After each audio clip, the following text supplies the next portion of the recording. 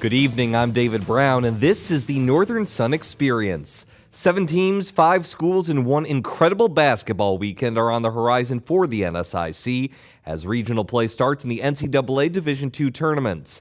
After winning the conference tournament last week, Augustana's men's basketball team seemed to secure its place as the Central Region's host.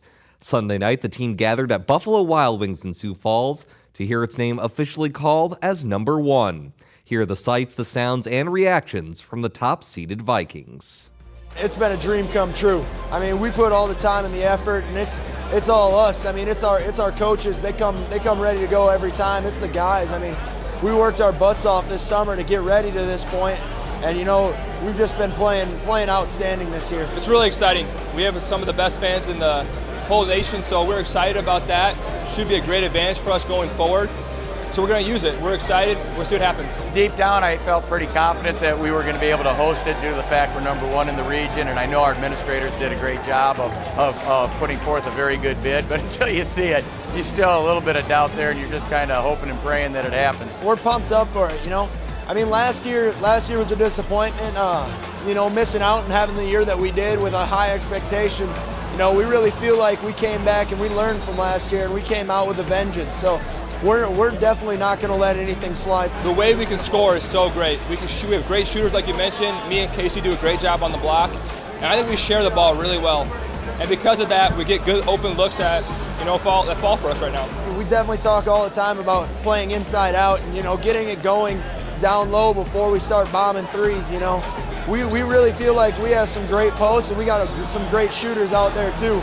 But, it's just taking easier shots than harder shots. Practice has been unique for me because we're not very deep, and our guys practice every rep, and I like practice. I enjoy practice. I don't know if they do, but I love it. So we tend to practice hard, and I have actually this year probably practiced the least amount of minutes or hours that I have maybe in my career.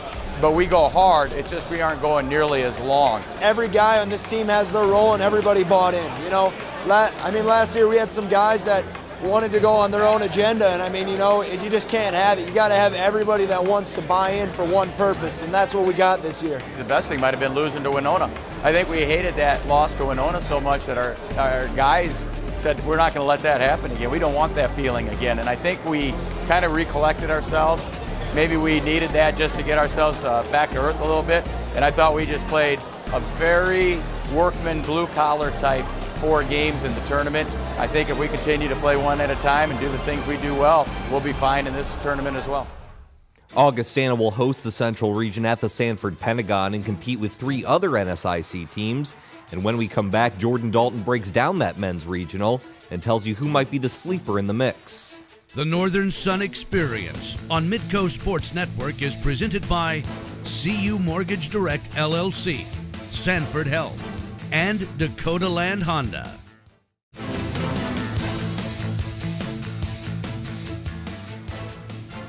Welcome back to the Northern Sun Experience, run by former Augustana point guard Jordan Dalton. I know it's going to be hard to be objective as an alum, but there's really no denying your alma mater success. I'll do my best to be as objective as I can. How about that? Well, we'll see if you can live up to what you said. But let's take a look actually at the matchups in the Central Region. 4 NSIC teams in the bracket, and they're all in different matchups. Number 1, Augie at 30-2, taking on the 8-seed Arkansas Tech, an 18-13 school from the Great American Conference. They'll take on the winner of number 4 Northwest Missouri State from the Mid-American Intercollegiate Athletics Association against the 5-seed Minnesota State Mankato. Number 2 seed is Minnesota State Moorhead taking on Pittsburgh State, the 7th seed from the MIAA.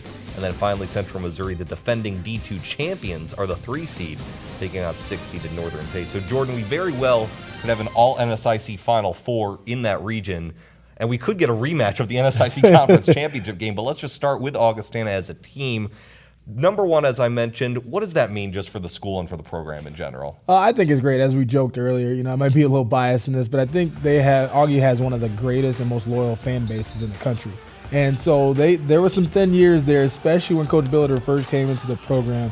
And I think it's just a testament of the work and the due diligence that Coach Billiter and his staff has put together. And so to reward the Augustana community with such a great team, they support those guys through thick and thin. and it's been great to see, you know, how well they've done. Not only this year, but also the future to look forward to next year. They don't have a senior on the roster. And so it's one of those things that it gives the program a tremendous amount of momentum. Well, they're going to play all these games at the Sanford Pentagon. I know it's not technically their home because Sioux Falls Arena is their home, but they just won the conference championship there. Is there something to be said for the familiarity going into such a high-impact, high-stress tournament? I definitely think so. I think they've played, 5 games at the Pentagon this year and won all 5 of them. And so it's more of a familiarity thing than anything. And not only that, but they don't have to leave Sioux Falls. And so you don't have to worry about travel. You don't have to worry about staying in a hotel and sleep patterns. You don't have to worry about going to a restaurant and eating out every day. You can just go through your same normal routine. We talked about that the entire season. Athletes are creatures of habit, and so the fact that they're able to sleep in their own beds, the fact that they, you know, are familiar with the Pentagon and the baskets there and the setup there, it just creates a lot of familiarity, and so you can just play as comfortable and free as you normally do. Now, even though Augustana won the conference tournament, they got tested in their last 3 games against Minnesota Duluth, then probably the most physical game they played all year in the semifinals against Northern State, and then another battle with Minnesota State Moorhead. So will that conference tournament run and being tested so heavily benefit Augustana? Oh, I definitely believe so. When you look at the semifinal game against Northern State and the final game versus Minnesota State Moorhead, I don't think they'll play too tough of games even in the regional. You know, that Northern State game, they needed overtime to win, and it was such an extremely physical game. And they have to be tested like that. And they've proven that they can win in both ways, because then you transition to the next night in the championship game against Moorhead, and it's a shootout. You know, so there's 2 very contrasting styles, and they've shown that they can win in both styles. And when you talk about the championship game versus Moorhead, Dan Jansen didn't have 1 point in the first half. You know, obviously comes out on a tear in the second half, ends up with 21 points. But Al Richter is a guy who's a first-team all-conference player that nobody seems to talk about. He absolutely carried them in that first half, and that's what Augustana is. They're a team with a 3-headed monster of Jansen, Schilling, and Richter, who can, any of them can go off for 20 a night. And so it's very difficult to game plan against one, because it seems like if you take one away, the other 2 step up. And that's not even mentioning Zach Houston coming off the bench or freshman of the year Jordan Spencer either. You know, so they have so many weapons, and they're so deep as far as who can score. It's going to be very difficult to knock them out of the regional. Well, let's talk about the runner-up in that championship, Minnesota State Moorhead, the clear number 2 seed in the region. Obviously, they're eyeing a rematch and a 3rd meeting with Augustana. Is that enough motivation for the Dragons, or do they need to take some lessons from those Augie games, both in the conference tournament and earlier this year, and learn something from them? Oh, I think there were 2 very similar games as far as their regular season matchup with Augie and then the conference championship, and the fact that they stuck with Augie for the first 36 minutes of the game and just didn't have enough steam to pull out the win.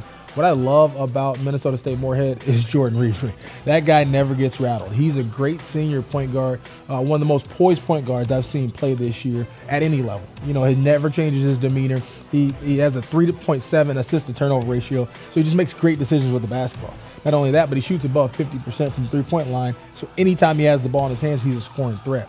And so I just think when you have that type of calm and steady influence at the head of your offense, it's a trickle-down effect. And so it's tough not to have confidence when he has the ball in his hands, because every time he shoots it, you think it's going in, and every time he makes a pass, it seems to lead to something good. And so I think with him being the foundation of their team, they're going to be very tough and looking to make a deep run in the regional tournament here. Well, if not for Reaver's buzzer beater in the semifinals against Minnesota State Mankato might have been in the championship. They're the 5 seed right now. Knowing the Mavs, you got to think they're probably upset with that low seed. Can that fuel them, and could they possibly be the sleeper in this region? Yeah, once again, anytime we talk about Minnesota State Mankato, it's tough to call them a sleeper with how talented they are. You know, they have just as good a shot as anybody else to win this regional tournament.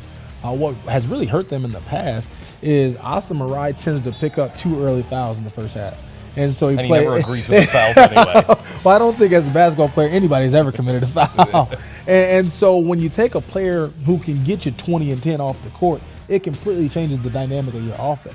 So I think for them to have success, number one, he's going to have to stay out of foul trouble in the early part of the first half so he can actually play extended minutes. And then number two, you just talked about it. They have to have a better mental toughness. You know, as they're battling through the game and you get calls you don't necessarily agree with or something like that happens, they have to have the ability just to move on and play the game because you can't let the referees or how many shots you're getting or anything like that distract you from doing your job and helping your team win the basketball game. Well, then lastly, let's talk about Northern State. They moved up to the 6th seed. They struggled down the stretch, but in that semifinal against Augie, they nearly pulled it out in overtime. That had to make an impression on the selection committee. So what do you think of the Wolves heading into this tournament? They're a great physical team who will not back down from anybody. Anybody who beats them in this regional tournament better be ready for a fight. And that's just kind of how they play. That's their style, and that's their team's MO. And it was great to see them in that semifinal game. Like I said, it takes Augie overtime to win. Now, they don't play a guy in their top 7 rotation above 6'7". And so for them to have some success, they're going to have to figure out how to defend the post. They did a great job of putting an extreme amount of ball pressure on Augie, not letting them get the ball into the post. And so they're going to have to continue that type of style to just make it an ugly, knockdown, brawl-out game every time they play. All right, well, when we come back, we're going to look at the women's teams in the Central region. The NSIC actually snuck in a 3rd team. We'll break it all down next. The Northern Sun Experience on Midco Sports Network is presented by CU Mortgage Direct LLC, Sanford Health, and Dakota Land Honda.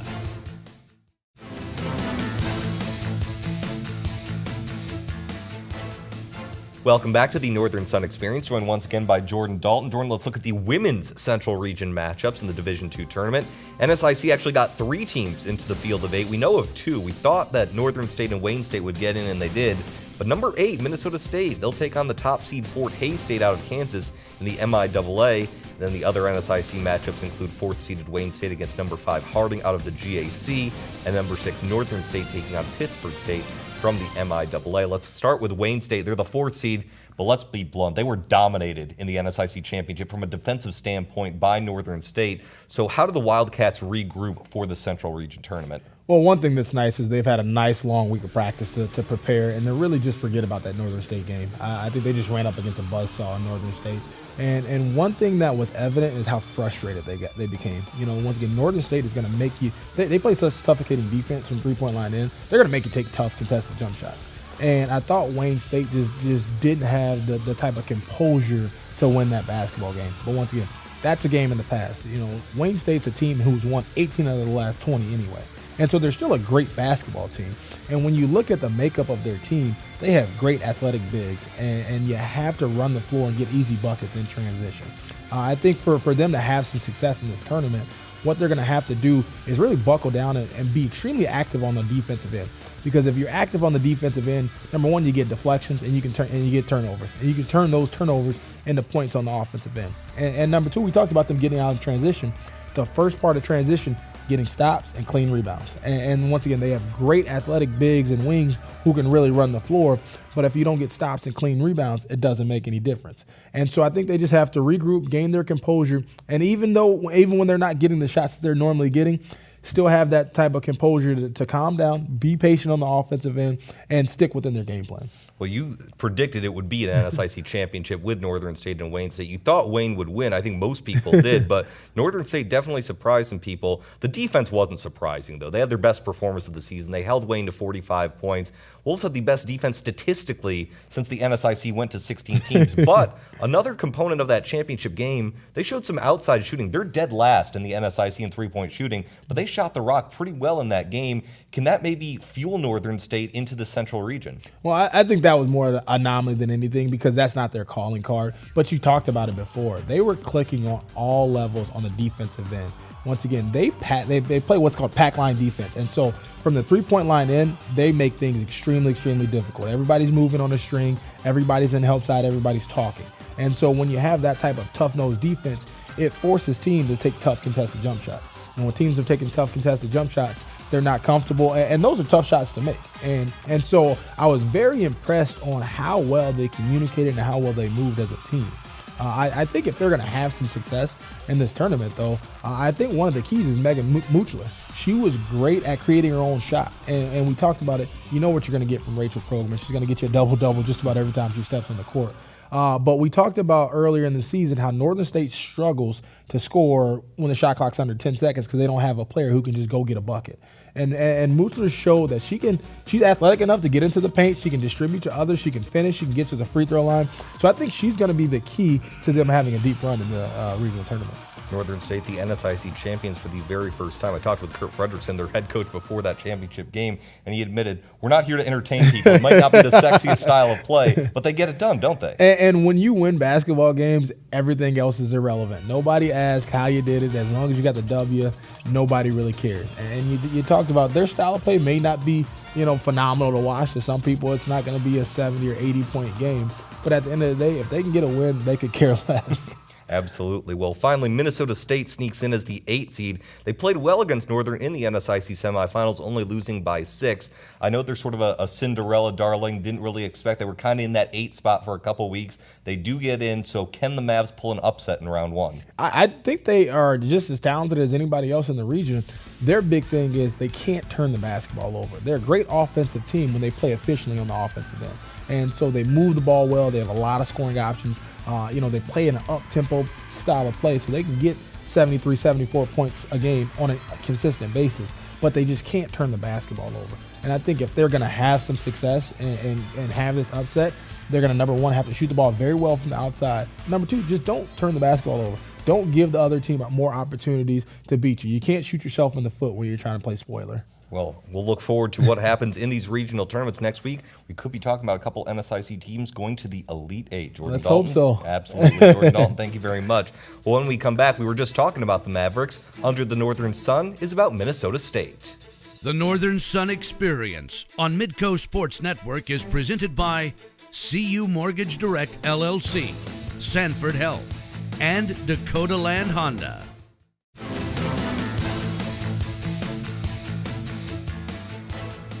Welcome back to the Northern Sun Experience. It's time once again for Under the Northern Sun, where we shine the spotlight on one of our member schools. Tonight, student athletes from Minnesota State University and Mankato tell you why they decided to become Mavericks. Welcome to Minnesota State. Welcome to Minnesota State. Welcome to Minnesota State.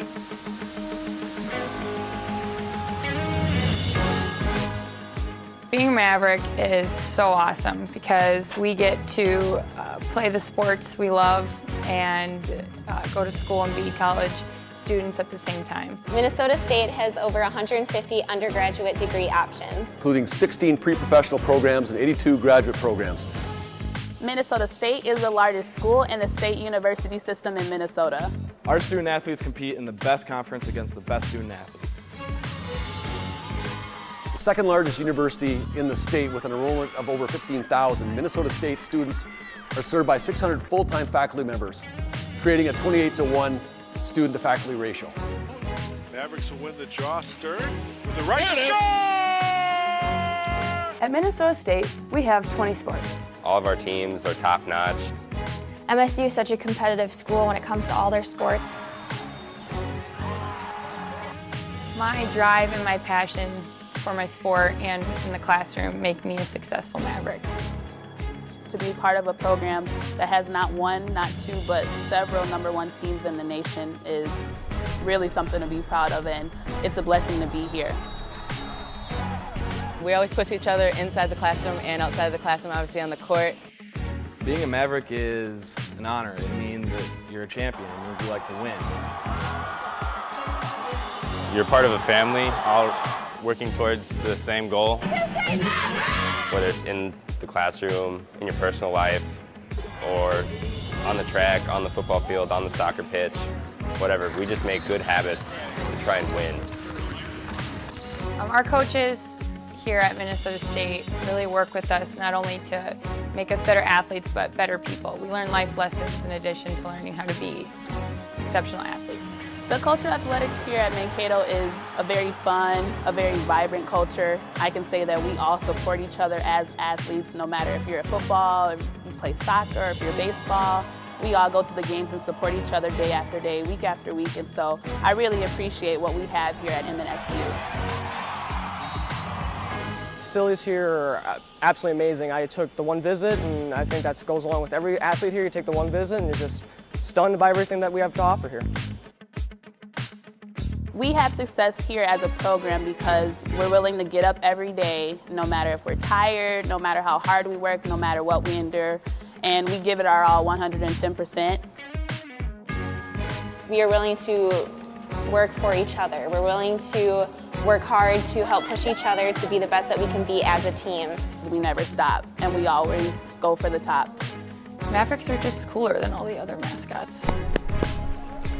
My name is Krista Hassing. Connor McCallum, David Purcell, I'm Marina Paul, Coley Reese, Morgan Stampley, And I am a Maverick. I am a Maverick. I'm a Maverick. I am a Maverick. I'm a Maverick. I am a Maverick. I'm a Maverick. and I'm a Maverick.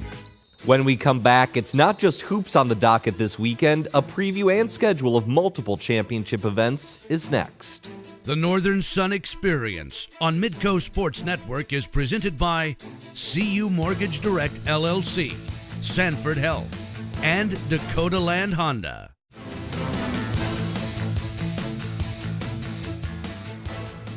Welcome back to the Northern Sun Experience. Let's get you set for this weekend with a look ahead to what's starting on Friday, March 13th. In Birmingham, Alabama, we have the NCAA Division II Indoor Track and Field Championships. 69 NSIC athletes across 13 schools will compete in both the men's and women's events.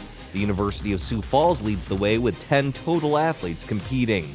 Also starting on March 13th, the NCAA National Wrestling Championships in St. Louis, Missouri. 17 Northern Sun wrestlers from 9 different weight classes will vie for individual titles. St. Cloud State leads the way there with 6 wrestlers competing in the Show Me State. And of course, the big dance for Division II basketball kicks off Friday as well. The Women's Central Regional is in Hays, Kansas, with Wayne State, Northern State, and Minnesota State all looking to pull upsets to get into the Elite Eight. Meanwhile, the Men's Regional will start right here in Sioux Falls on Saturday the 14th at the Sanford Pentagon with 4 NSIC schools competing. We'll recap it all next week on another Northern Sun Experience.